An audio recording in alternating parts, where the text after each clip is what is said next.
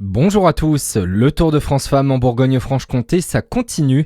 Après la victoire de la Norvégienne Sigrid Oxet hier à Poligny, le peloton s'attaque aujourd'hui à une étape bien spécifique sur les routes de la Côte d'Or, le contre-la-montre individuel entre Gevrey-Chambertin et Dijon. Une nouvelle journée dans la région qui a nécessité beaucoup de préparation pour la tenante du titre, Pauline Ferrand-Prévot. Elle était au micro de France Télévisions. Dès qu'on a su qu'il y avait un contre-la-montre dès cet hiver, on a fait en sorte de mettre en position une position correcte sur le vélo de chrono. Et puis après, fait pas mal de tests aérodynamisme, tests aussi sur la piste. Et essayer aussi de trouver la tenue la plus rapide. Donc j'ai passé beaucoup de temps sur le vélo de chrono ces derniers mois. Donc je vais essayer de donner le meilleur et de limiter la casse sur cette 4e étape. Et c'est donc Sigrid Oxet qui aura le maillot jaune sur les épaules cet après-midi. Premier départ de ce contre-la-montre individuel un peu après 14h30 du côté de Gevrey-Chambertin. Les coureuses qui devront encore s'adapter face aux fortes chaleurs qui touchent la région cette semaine. Le Jura et le Doubs sont toujours en vigilance orange canicule ce matin.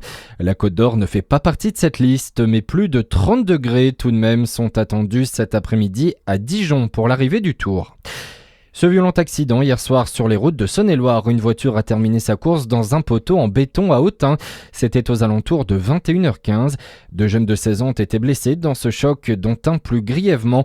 Ils ont tous les deux été hospitalisés. Un partenariat au service de la protection des territoires face à l'évolution du risque de feu d'espace naturel. Le SDIS du Doubs et la Chambre d'agriculture Doubs Territoire de Belfort s'associent à travers la mise en place d'un réseau d'agriculteurs volontaires. Ils pourront venir en appui des pompiers lors de certaines interventions. Dans le même temps, dans le Var, le feu n'est toujours pas fixé. Pour le préfet, l'incendie du Gros Bessillon reste problématique, notamment à cause du vent qui doit se renforcer dans les prochaines heures. 1500 pompiers sont toujours mobilisés, appuyés de 2 Canadair et 5 hélicoptères bombardiers d'eau. En Gironde, les habitants évacués ont commencé à retourner chez eux depuis hier après-midi. Le feu est fixé depuis plusieurs jours.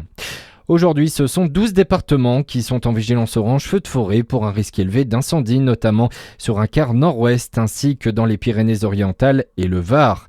Les images ont fait le tour de l'Europe. Depuis jeudi dernier, 60 000 migrants venus du Maroc ont tenté de rejoindre l'enclave espagnole de Ceuta bordant le détroit de Gibraltar.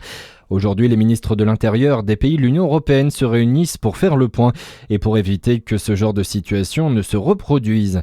Et puis le dernier opus de Spider-Man réalise le plus gros démarrage depuis la pandémie de Covid au ciné.